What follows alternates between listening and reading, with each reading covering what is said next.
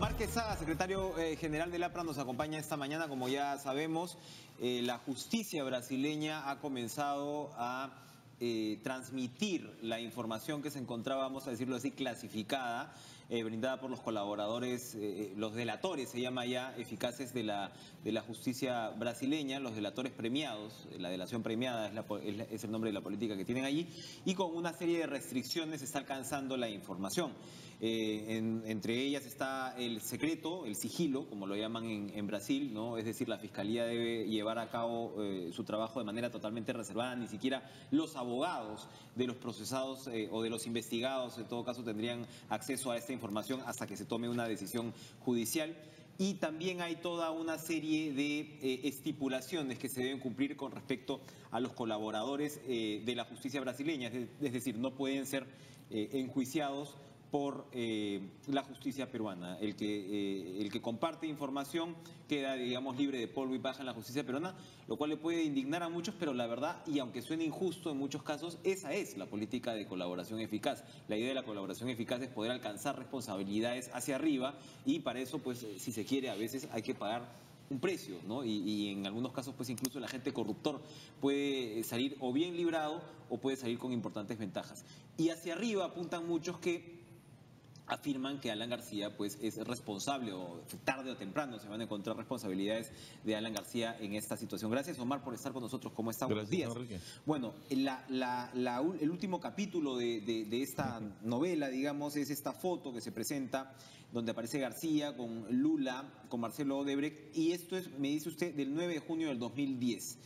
¿Cuál es la historia de esta foto? Mira, lo que hay que resaltar aquí es lo que tú has dicho muy claramente a tus televidentes. La delación premiada es un acto en el que cometió los delitos dice cómo los cometió y en este caso a quiénes corrompió. ¿Y por qué es esta política de delación premiada en Brasil?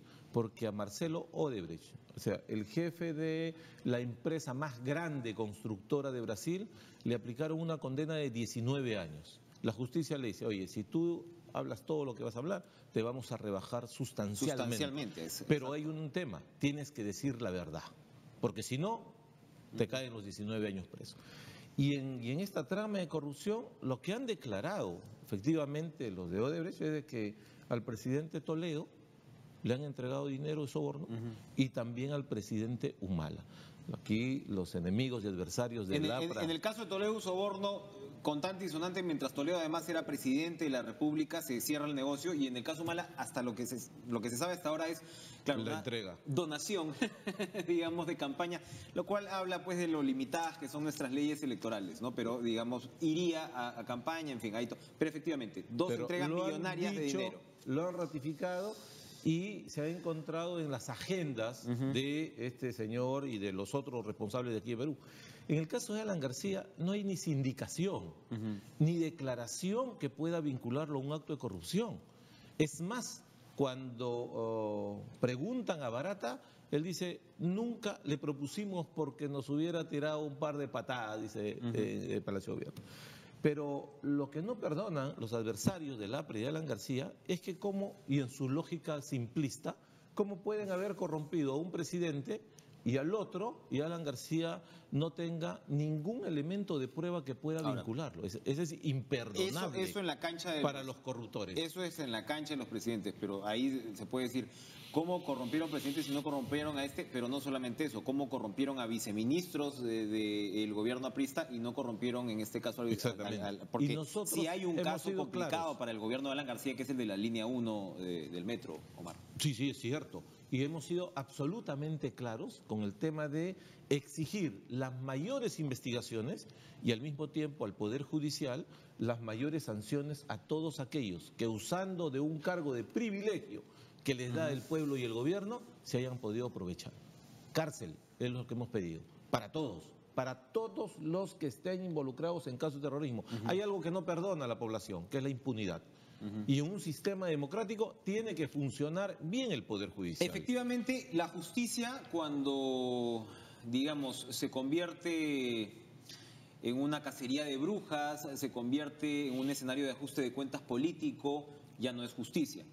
Pero al mismo tiempo, me imagino yo, aunque ustedes no lo reconozcan abiertamente, que muchos se deben estar arrepintiendo, García se debe estar arrepintiendo mucho de este talante, esta postura, esta suerte de lo que quería hacer proinversión y terminó siendo pues una asociación con los inversionistas privados que mucho le ha costado, ¿no? O sea, este Cristo que tenemos ahí, que lo hizo Odebrecht, lo donó Odebrecht y que García lo presentó con gran fanfarria, políticamente, por decirlo menos, qué equivocación, ¿no? ¿Cómo interpretan Mira, esto? ¿Cómo lo procesan ahora? equivocación desde aquí en el tiempo podría decirse, ¿no? Pero eso demuestra más bien por el otro lado, ¿no? Yo siempre veo las cosas de bien. Por el otro lado, ¿qué demuestra? La sinceridad con la que estaba actuando Alan García. Ese Cristo no se lo llevó a su casa. Ese Cristo representa la gran corriente religiosa que tiene el país y de esperanza pero también. esto pues de decir, sí, claro, o sea, la corriente religiosa, pero no tienes que sencillamente ya pasar de abrirles las puertas a, de alguna manera, pasar a facilidades que vemos en qué terminaron en muchos casos. No hay un acto de contrición, no hay un propósito de enmienda, porque muchos dicen incluso esto tuvo consecuencias políticas. Lo que se interpretó como la extrema derechización de Alan García le costó a la larga mucho políticamente a la APRA. ¿No hay también un nivel de discusión alrededor de esto? En el escenario... Las líneas son delgadas a veces, ¿no? Pero te digo, en el escenario, una cosa y la otra.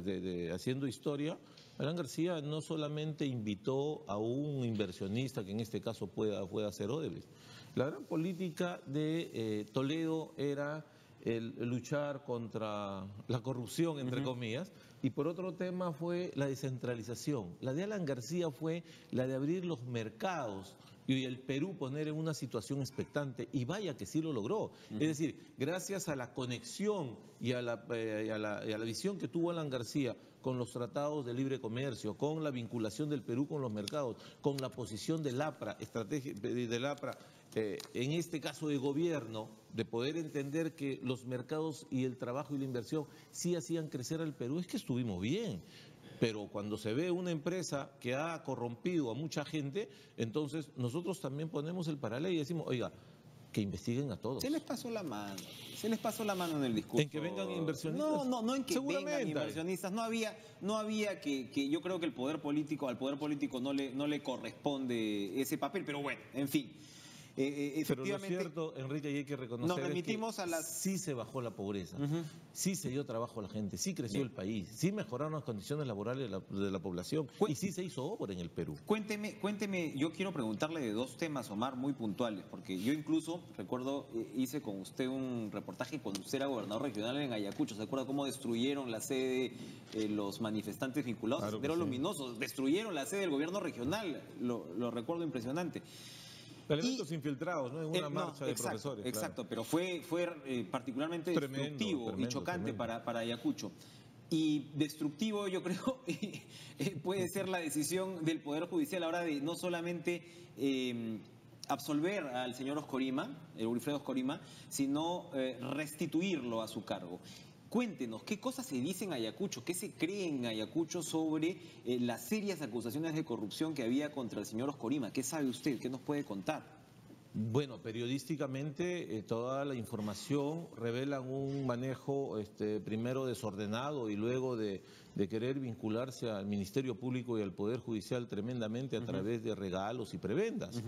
Pero y esto ha devenido en una mala gestión. Hay eventos donde se ha visto al señor Oscorima regalarle artículos de lujo a fiscales. Eso es lo que la prensa la prensa ha revelado que incluso a vocales habían regalado, creo, relojes de marca finos, y que en el Ministerio Público regalaban incluso en los días del Ministerio Público.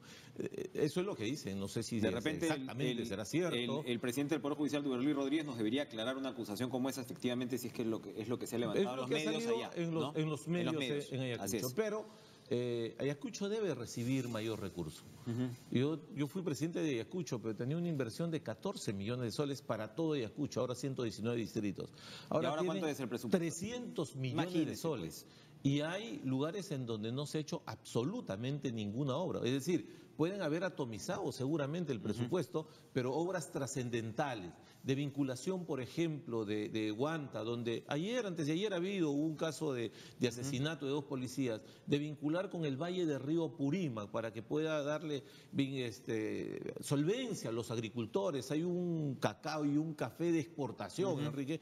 Habría que trabajar mayor. ¿Y qué ha hecho el gobierno regional al respecto? Hasta ahora, bueno, un presupuesto como mira, ese. las carreteras que yo inicié con la Unión Europea, porque como no tenía plata tenía que hacer gestión y buscar presupuestos, las han paralizado. Hay una sensación en distritos y en provincias de Ayacucho que se ha centralizado un presupuesto en Huamanga y que no se ha invertido en provincias, no se le da apoyo a los agricultores, los profesores, los maestros, que son los que sufren cuando hay abandono de parte del Estado. Una reflexión final al respecto. Entonces, la descentralización no está funcionando, según distintas vertientes, si uno lo mira por el lado de los casos de corrupción en los cuales están gobernadores y exgobernadores regionales, por el lado de este presupuesto que ha crecido en muchos casos 2000%, 1500%, y no vemos esos avances para la población.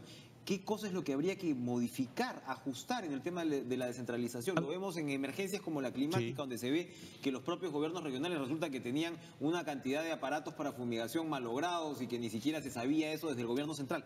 ¿Qué hacer en líneas generales con la descentralización? Hay un descuido en el control. Ha habido un descuido en lo que la Contraloría le corresponde constitucionalmente de controlar y vigilar cómo se hace el gasto. Con Alan García se incrementaron casi en 10 veces los presupuestos de los gobiernos regionales y gobiernos locales.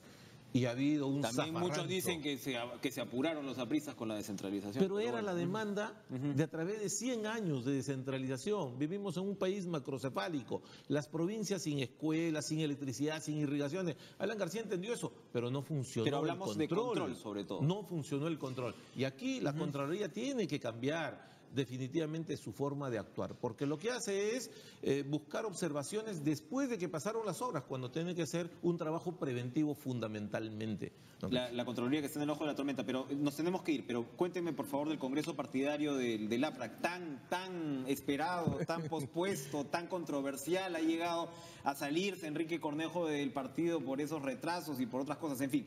¿Cuándo va a ser este Congreso? Otras habrán sido los argumentos. Se lo preguntaremos razones, a Enrique, pero... Sí. Hay gente que le pesa el partido y se escapa del partido, pero no. Quiero invitar a mis compañeros, el 7 de julio vamos a iniciar nuestro Congreso de Renovación Partidaria en unidad, en lealtad, en fraternidad. El país necesita partidos políticos y necesita un partido como el APRA que le hizo frente al terrorismo. Si a alguien tuvieron miedo los terrucos, era enfrentarse con los artistas, porque tenían convicción, tenían ganas y además son valientes. ¿Se van a renovar a las autoridades? Sí, a todas. Comité Ejecutivo Nacional, Dirección Política. Muy bien. Todos a participar, con Aya La Torre siempre. Nos iremos enterando de los detalles que siempre son tan sabrosos entre los compañeros, entre la fraternidad aprista. Gracias, Omar, por estar con nosotros. 7:48, nos vamos a una pausa, regresamos con más en TV Perú Noticias. Va a ser...